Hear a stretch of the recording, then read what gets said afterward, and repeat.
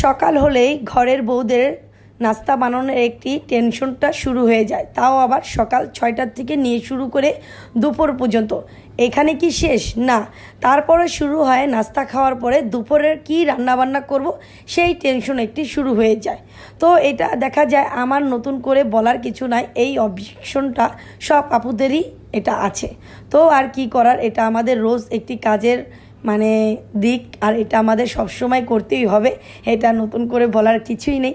তো যাই হোক, সবাই কেমন আছেন? আশা করছি সবাই খুব ভালো আছেন। তো গতকালকে এর আগেও আমি একবার খাসির কলিজা রান্না করেছিলাম, তো সেই দিন পুরোপুরি রান্না করিনি, কিছুটা রেখে দিয়েছিলাম। তো সেটাই আজকে আমি আলু দিয়ে রান্না করব আর আপনাদের সাথে শেয়ার করছি। তো এখানে আমি পরিমাণ মতন তেল পেঁয়াজ দিয়ে দিলাম, আর এখন দিয়ে দেব দারচিনি, তেজপাতা, এলাচ, ছোট্ট একটি লবঙ্গ। তো এটা দিয়ে এখন আমি এটাকে ভালো মতন একটু হালকাভাবে লাড়াচাড়া দিয়ে নেব, যে পর্যন্ত একটু লাল লাল না হওয়া যাওয়া পর্যন্ত একটু ওরকম করে নেব। তো যাই হোক, হয়ে গেছে। এখন আমি দিয়ে দিচ্ছি পরিমাণ মতন 3 চামচের মতন আদা রসুন বাটা, আর এটা দেওয়ার পরে দিয়ে দিচ্ছি 2 চামচের মতন মরিচের গুঁড়া, 2 চামচের মতন ধনিয়ার গুঁড়া, 1 চামচ হলুদের গুঁড়া, পরিমাণ মতন লবণ, সামান্য পরিমাণ পানি। তো এটাকে এখন আমি একটু সময় নিয়ে ভালো মতন কষিয়ে নিব। তো কষানোটা আমার এখানে হয়ে গেছে, আর ওই দিক দিয়ে আমার খাসির কলিজাটা ছুটে গেছে, ওটা আমি ধুয়ে পরিষ্কার করে এখন এটাকে আমি এখন দিয়ে দিলাম। তো এটাকে এখন দিয়ে মশলার সাথে ভালো মতন আমি একটু লাড়াচাড়া দিয়ে সুন্দর মতন মিশিয়ে নেব, জানি মশলার সাথে কলিজাটা ভালো মতন মিশে যায়। আর আজকে আমি আলু দিয়ে রান্না করছি, যার কারণে আমি আলুটাকেও কলিজার মতন ছোট ছোট করে কেটে নিয়েছি, দিয়ে দিলাম আলু, আর দিয়ে দিলাম কয়টি আস্ত কাঁচামরিচ। তো এটাকে দিয়ে এখন আমি ভালো মতন লাড়াচাড়া দিয়ে কিছুক্ষণের জন্য রান্না করে নিব। আর তার আগে দিয়ে দিলাম আমি 2 চামচের মতন জিরা ফাঁকি।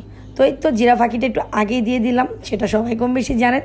তো এই দেওয়া হয়ে গেছে, এখন এটাকে আমি কিছুক্ষণের জন্য ঢেকে সময় নিয়ে রান্না করে নেব।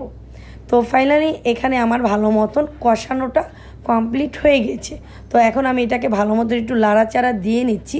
তো এই তো হয়ে গেছে, এখন আমি এখানে দিয়ে দেব পরিমাণ মতন পানি। তো এই পানিতেই আমি সম্পূর্ণ কলিজাটা রান্না করে নেব। আর এই তো হয়ে গেছে পানিটা দেওয়া, এখন আমি লাড়াচাড়াটা দিয়ে গুছিয়ে নিলাম, আর এখন আমি ঢেকে দেব। আর এই তো ঢেকে দিয়ে এখন ভালো মতো রান্না করে নেব। আর এই তো মাশাআল্লাহ হয়ে গেছে, আমার সম্পূর্ণ রান্নাটা কমপ্লিট, দেখতে পাচ্ছেন। তো কারা কারা আছেন যে খাসির কলিজাতে এরকমভাবে আলু দিয়ে একটু মাখা মাখা ঝোল করে খেয়েছেন বা খেতে খুবই পছন্দ করেন? আর এটা যদি পছন্দ করে থাকেন সেটা আমাকে অবশ্যই কমেন্টে জানাবেন। আর আজকের এই রান্নার রেসিপিটা আপনাদের কাছে কেমন লাগলো সেটা জানাতে মোটেও ভুলবেন না।